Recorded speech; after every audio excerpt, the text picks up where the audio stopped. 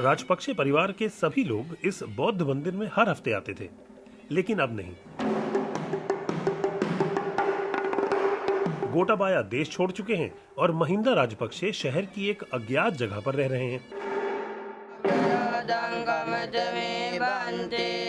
श्रीलंका की 2.25 करोड़ आबादी में 3/4 बौद्ध धर्म मानने वाले सिंहला समुदाय की है।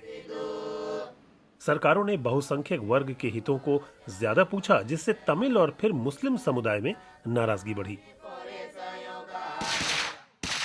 तमिल अधिकारों के लिए दशकों गृह युद्ध भी चला।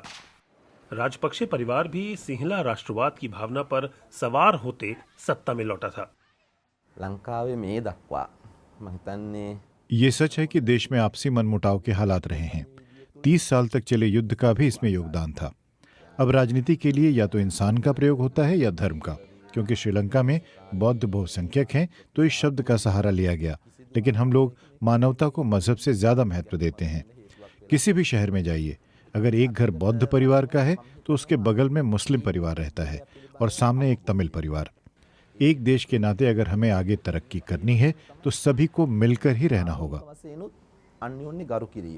श्रीलंका में सांप्रदायिक तनाव पिछले कई दशकों से बढ़ता जा रहा था, लेकिन 2019 में जब कोलंबो बॉम्बिंग्स हुई, ये सेंट एंथनीज का चर्च है जहां पर भी बॉम्बिंग हुई थी और तमाम लोगों की जान गई थी। उस हादसे के बाद में जो सोसाइटी है, जो संप्रदाय हैं, उनके बीच में डिविजन्स और बढ़ा दिए थे और गहरी खाइयां हो गई थी। लेकिन ढहती अर्थव्यवस्था और बढ़ती महंगाई के खिलाफ चले एक जन आंदोलन ने सरकार की जड़ें हिला दी। सत्ता भी छूटी, घर भी गया। सिंहला राष्ट्रवाद की पैरवी करने वाले राजपक्षे परिवार को भी उम्मीद नहीं थी खिलाफत करने वालों में सिंहला आबादी भी शामिल होगी। इसमें कई ऐसे थे जो बहुसंख्यक होने के नाते आंख मूंद कर अल्पसंख्यक समुदाय को बाहरी समझते रहे थे। लोगों में डर भी पनपा था जो अब सामने आ रहा है। मुसलमान होने के नाते हमें दिक्कत आती थी, जो ईस्टर बम धमाकों के बाद और बढ़ गई। मुस्लिम समुदाय का उन हमलों से कोई लेना देना नहीं था। चुनाव जीतने के लिए हमें निशाना बनाया गया। उसके बाद जब कोविड आया, तब राजपक्षे भाइयों ने मृत लोगों को दफनाने नहीं दिया और शवों को जलाया गया। उम्मीद है कि उनके सत्ता से हटने के बाद भविष्य कुछ बेहतर दिखेगा।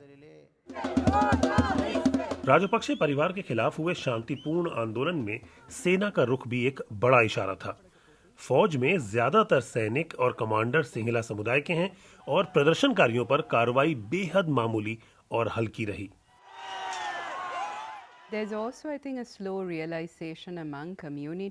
धीमा ही सही, लेकिन संप्रदायों में ये एहसास बढ़ रहा है कि एकता और मिलजुल कर रहने की जरूरत दोबारा है।